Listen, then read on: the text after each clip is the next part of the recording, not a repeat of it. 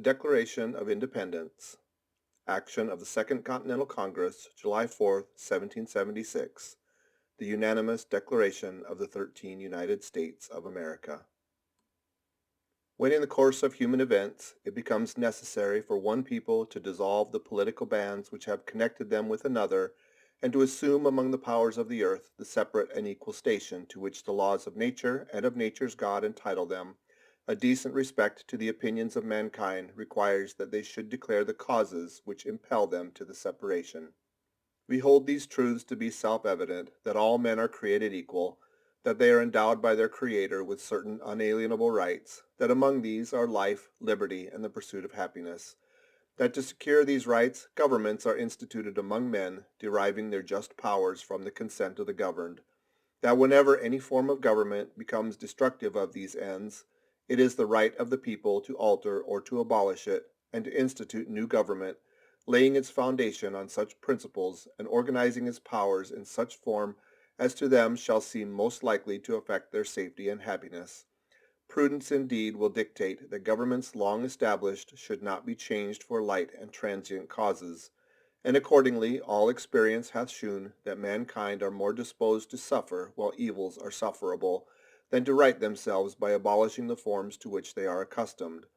But when a long train of abuses and usurpations, pursuing invariably the same object, evinces a design to reduce them under absolute despotism, it is their right, it is their duty, to throw off such government, and to provide new guards for their future security.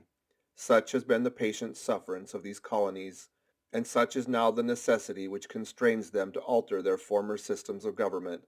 The history of the present King of Great Britain is a history of repeated injuries and usurpations, all having in direct object the establishment of an absolute tyranny over these states. To prove this, let facts be submitted to a candid world. He has refused his assent to laws the most wholesome and necessary for the public good. He has forbidden his governors to pass laws of immediate and pressing importance unless suspended in their operation till his assent should be obtained, and when so suspended he has utterly neglected to attend to them. He has refused to pass other laws for the accommodation of large districts of people, unless those people would relinquish the right of representation in the legislature, a right inestimable to them and formidable to tyrants only.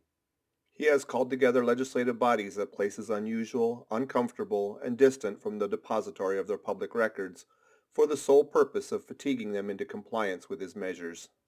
He has dissolved representative houses repeatedly for opposing with manly firmness his invasions on the rights of the people. He has refused for a long time after such dissolutions to cause others to be elected, whereby the legislative powers, incapable of annihilation, have returned to the people at large for their exercise, the state remaining in the meantime exposed to all the dangers of invasion from without and convulsions within.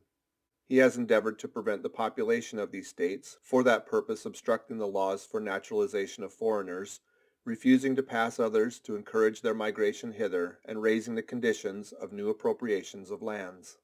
He has obstructed the administration of justice by refusing his assent to laws for establishing judiciary powers. He has made judges dependent on his will alone for the tenure of their offices and the amount and payment of their salaries. He has erected a multitude of new offices, and sent hither swarms of officers to harass our people and eat out their substance. He has kept among us, in times of peace, standing armies without the consent of our legislatures. He has affected to render the military independent of and superior to the civil power. He has combined with others to subject us to a jurisdiction foreign to our Constitution and unacknowledged by our laws, giving his assent to their acts of pretended legislation, for quartering large bodies of armed troops among us, for protecting them by a mock trial from punishment for any murders which they should commit on the inhabitants of these states, for cutting off our trade with all parts of the world, for imposing taxes on us without our consent, for depriving us in many cases of the benefits of trial by jury, for transporting us beyond seas to be tried for pretended offenses, for abolishing the free system of English laws in a neighboring province, establishing therein an arbitrary government, and enlarging its boundaries so as to render it at once an example and fit instrument for introducing the same absolute rule into these colonies. for taking away our charters, abolishing our most valuable laws, and altering fundamentally the forms of our governments, for suspending our own legislatures and declaring themselves invested with power to legislate for us in all cases whatsoever. He has abdicated government here by declaring us out of his protection and waging war against us. He has plundered our seas, ravaged our coasts, burnt our towns, and destroyed the lives of our people. He is at this time transporting large armies of foreign mercenaries to complete the works of death, desolation, and tyranny already begun with circumstances of cruelty and perfidy scarcely paralleled in the most barbarous ages, and totally unworthy the head of a civilized nation. He has constrained our fellow citizens taken captive on the high seas to bear arms against their country, to become the executioners of their friends and brethren, or to fall themselves by their hands. He has excited domestic insurrections among us, and has endeavored to bring on the inhabitants of our frontiers the merciless Indian savages, whose known rule for warfare is an undistinguished destruction of all ages, sexes, and conditions. In every stage of these oppressions we have petitioned for redress in the most humble terms. Our repeated petitions have been answered only by repeated injury. A prince whose character is thus marked by every act which may define a tyrant is unfit to be the ruler of a free people. Nor have we been wanting in attentions to our British brethren. We have warned them from time to time of attempts by their legislature to extend an unwarrantable jurisdiction over us. We have reminded them of the circumstances of our emigration and settlement here. We have appealed to their native justice and magnanimity, and we have conjured them by the ties of our common kindred to disavow these usurpations, which would inevitably interrupt our connections and correspondence. They too have been deaf to the voice of justice and consanguinity. We must therefore acquiesce in the necessity which denounces our separation, and hold them, as we hold the rest of mankind, enemies in war, in peace friends.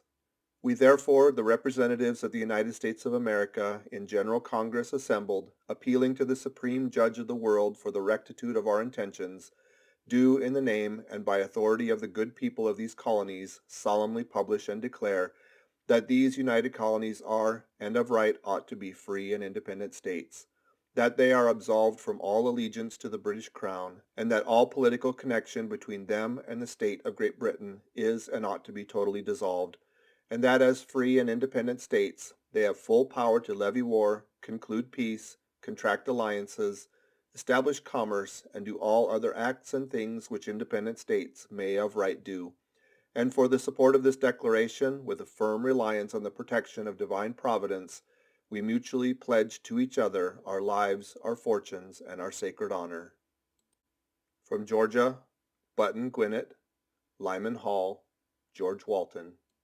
From North Carolina, William Hooper, Joseph Hughes, John Penn. From South Carolina, Edward Rutledge, Thomas Hayward, Jr., Thomas Lynch, Jr., Arthur Middleton. From Massachusetts, John Hancock, Samuel Adams, John Adams, Robert Treat Payne, Eldridge Gerry. From Maryland, Samuel Chase, William Paca, Thomas Stone, Charles Carroll of Carrollton. From Virginia, George White, Richard Henry Lee, Thomas Jefferson, Benjamin Harrison, Thomas Nelson, Jr., Francis Lightfoot Lee, Carter Braxton. From Pennsylvania, Robert Morris, Benjamin Rush, Benjamin Franklin, John Morton, George Clymer, James Smith, George Taylor, James Wilson, George Ross. From Delaware, Caesar Rodney, George Reed, Thomas McKean. From New York, William Floyd, Philip Livingston, Francis Lewis, Lewis Morris. From New Jersey, Richard Stockton, John Witherspoon, Francis Hopkinson, John Hart, Abraham Clark. From New Hampshire, Josiah Bartlett, William Whipple, Matthew Thornton. From Rhode Island, Stephen Hopkins, William Ellery. From Connecticut, Roger Sherman, Samuel Huntington, William Williams, Oliver Wolcott.